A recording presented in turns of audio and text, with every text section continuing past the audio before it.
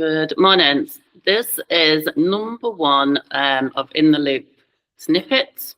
As I've been going to meetings and discussing different topics with the groups that I'm meeting, I'm finding different pieces of information and intel that I want to share much quicker. So what we've come up with is a new series called Snippets, and in this snippet number one, I'm going to be discussing with Matt G, TRL versus FRL. My name is Sarah Wilkin. I am founder and CEO of Fly Green Alliance and host of In the Loop. And the reason that I thought actually we need to get information and thoughts and discussion out there quicker was when a news item came up last week about two startups that have Maeve and Zero Avia, who've unfortunately gone into insolvency. Founders have stepped down, and it means that these particular projects are either on hold for now, or you've just been unable to get to the next stage of commercialization, which is really unfortunate.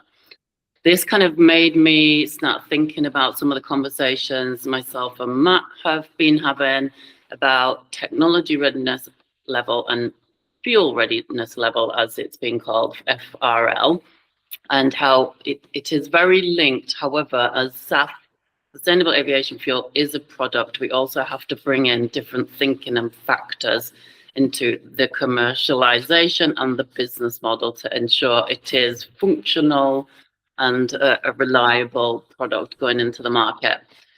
So this kind of just reminded me some of these topics that I want to get and share with our network and our members. So yeah, Matt is the director of SAF Clearing House, and we have been discussing a few different, we've been discussing things recently because I was also I'd been invited to a UN FI and a European Commission event on sustainable transport and the energy transition. And it was a meeting hosted by the European Banking Federation. And it was really a lot of banks and aviation stakeholder groups in the room. There was debate and discussion around how to scale sustainable aviation fuel and biofuel projects, and to really ensure that that finance is there, and risk and factors were being considered when working towards getting investment into the industry. Matt and I discussed it was a good idea to bring the term FRL into these kinds of discussions, because the banks are the ones working out which projects are commercially ready, and they of course need as much de-risking as possible. So when it comes to unusual technology products that do follow the TRL process, technology readiness flow, and that gets them to commercial level. So that means that that technology is ready. However, with SAF, there is also the product needs to get ready, and the materials that is being used needs to get ready. So this is where there is a bit of a difference, and I wanted this nuance to be discussed with the group so that it also can get into the conversations with banks, debt finance providers, project developers, and so we can really understand what the difference is and how it can be leveraged further to make decisions. So Matt, I know this is your complete remit and area, so can you let us know your role and what this discussion is really all about? Yes, of course. Well, thank you, Sarah, for inviting me onto this this series. As you introduced, my name is Matthew G. I'm the director for the UK SAF Clearing House. The Clearing House is funded by the Department for Transport, and essentially we've been set up to support producers progress all the way from early stages through the qualification process until hopefully to commercial deployment.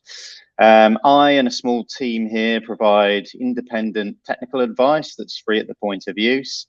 We provide access to test facilities as well as upgrading facilities, and generally sort of connect fuel producers to the industry and guide them all the way through that process, with the ultimate aim of essentially reducing the time, cost and risk associated with bringing aviation fuels to market.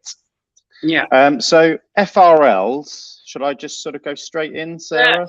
Yeah, exactly. I think that's good to know.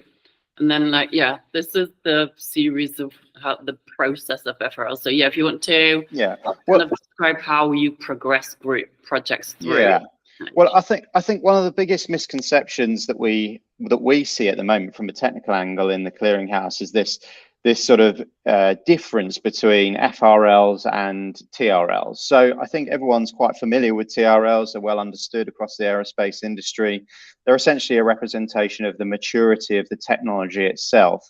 However, a mature technology doesn't necessarily mean that the product, in this case, the fuel itself, is mature. And this was sort of identified by the fuel community back in the early noughties, and it led to CAFE, so the Commercial Aviation Alternative Fuel Initiative, developing FRL levels to complement, not replace, TRL levels. So to look at it in real simple terms, TRLs essentially ask, does the technology work and how mature is it? FRLs are about the aviation fuel itself and whether it is ready to be used on the wing. And the two are very sort of different things. And as you're sort of displaying on the display here, FRLs track progress all the way through from early stage concept. You can see there stages 1 to 3. This is very sort of early lab scale. We're talking a few milliliters. We're doing early characterization. This is where a lot of our clients are, and we're working with them to understand the chemistry of what they've actually produced from their process. However, for me and for us here in the clearinghouse, FRLs 4 and 5 are probably the most misunderstood and equally the most important, because this is where fuels from the lab bench are essentially scaled up, and we're testing process maturity, but we're also looking at the consistency of the fuel. We want to understand the chemistry at scale when it's produced at scale. We also want to understand the full variation of the product that's produced. Some processes have varying feedstocks, and therefore that translates through to a varying product at the end. And we want to understand the ins and outs of why that might be, what it is, and so on. And that is all extremely important to understand before entering into the evaluation process, which is essentially stages 6 and 7. One of the biggest mistakes we see when we're doing evaluations on the international stage is producers that have missed something or missed quite a bit actually in those sort of early scale up stages. And that is why there is a need for producers to really take the time over that period to understand, what fuel they've got in front of them. 6 and 7 is the qualification process. So we're talking about the guidance in ASTM D4054, which some of you may be familiar with, and then we go on to 8 and 9, which is essentially commercial scale and producing at a commercial plant. So yeah, I think to summarize, there is a difference between TRL and FRL. They certainly don't always align. Often we'll see a very mature process, but a very immature FRL level. And that's where we in the UK SAF Clearing House work with producers to really help them understand that and design those test programs in order to get them up those FRL levels. In our experience, those producers that understand the relationship between FRL and TRL are the ones that go on to become successful and actually get their fuels onto the market. So it is a really important concept that I think is missed by those that are perhaps sort of once removed or within the industry, but not necessarily within the technical fuel side of the industry. As Sarah, you mentioned around bankers and other stakeholders that are extremely important to progressing SAF, but perhaps don't understand this concept of FRL levels. So yeah. Hopefully that answers or summarizes what it is. What I would say is that the CAFE website is really useful. We put the link on there. As I say, they developed the process. It was recognized by ICAO back in 2009, so it's been around a long time. The fuels industry is very familiar with it. It's fairly stable. The FRL levels have stayed the same for some years now, and it is really being used. But as I say, I don't think it's perhaps being used by that by the wider community, and that's why I was sort of delighted to kind of have the opportunity to discuss it here, because it's something that I come up against day in and day out. Yeah, and exactly this. I also hadn't really heard it discussed, and I think it is it's important difference, and it also means that anybody with debt finance investors banks can ask the right or more specific questions, because as it seems, asking for a TRL level, it's relevant, but actually it isn't truly describing if the product is ready for commercialization and use. And actually later we've got a webinar discussing financing and contracting and all of these aspects. So I think it's an important aspect where it will just accelerate the right information getting to the investors at the due diligence point. So I think it can really support with due diligence here. So, and then what also FGA have got different waste management companies as members. So like you mentioned with FRL 4 to 5,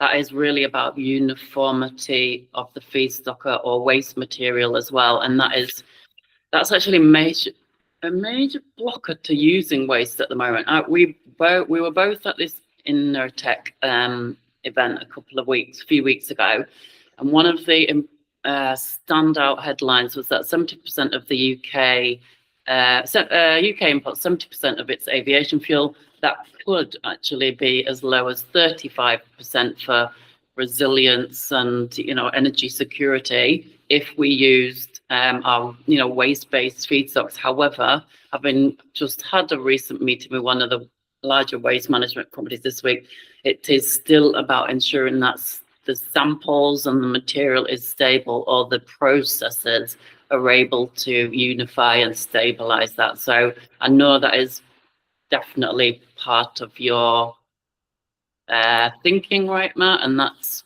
obviously an important part of the FRL process.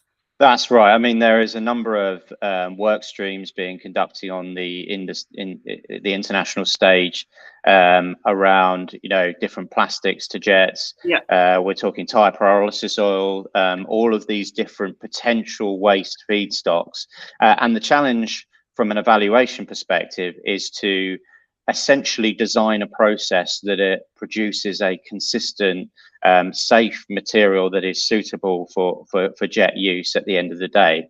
And what that inevitably means is understanding what that feedstock is, potentially defining that feedstock so that the subsequent process is sort of bookended, if you like, by what is going to be fed into it. So there is a lot of work going on there as to how to best to do that.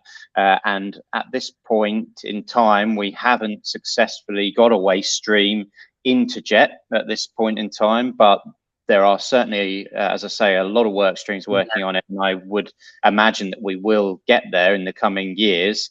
And when that door is open, it is really important that those looking to pick up those specifications understand them and establish their feedstock. So in this case, waste material is suitable and aligned with that process. And that's another sort of side to the clearinghouse that we are sort of supporting producers or those that would like to enter the industry in understanding and defining.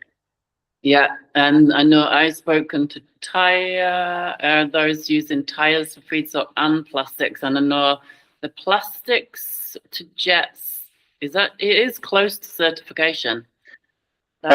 Yeah, so it is. It's certainly quite far through the evaluation process. Yeah. We hope that it will be qualified in the sort of coming years or so. Certainly, we're getting quite close. In 2 weeks' time, I go to, at the time of this recording anyway, I am set to go to the next ASTM meeting where I suspect they will request the first ballot, but we'll have to see. And then that will be the point in the evaluation process where it is fully opened up beyond just the OEMs and those in the working group to the wider ASTM group, and we should see and be able to make a better forecast as to how that's going to progress once that ballot and that first ballot has been submitted and received. So yeah, it's progressing, it's difficult to put a timeline on it, but as everyone always says with these things, but there's no doubt that it is certainly progressing in a positive direction. So yeah,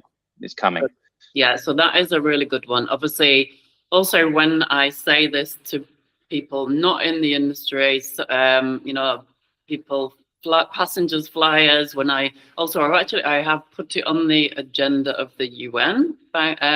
So there is also development work there, and that for sure, when you say you can make aviation fuel out of plastic, it is a clearly favourable. Everybody does know the plastics problem and issues, so that is without a doubt people are accepting and happy with that. So as soon as that gets certified, which is, as you say, very much under progress, and that is also a great opportunity. I also know some producers are close to having a product. It isn't SAF yet, and that's their production is live in a couple of months, so we can see lots of different progress happening. So good to discuss these topics. Let's have a little short snippet, and FGA will be adding more snippets online to share this kind of information from experts like Matt, and to make sure that everybody's knowing that progress really is happening, and it's good work. So thank you, Matt, for having me. Having our first snippet. So yeah, see you at meetings soon. Thank you. Thank you.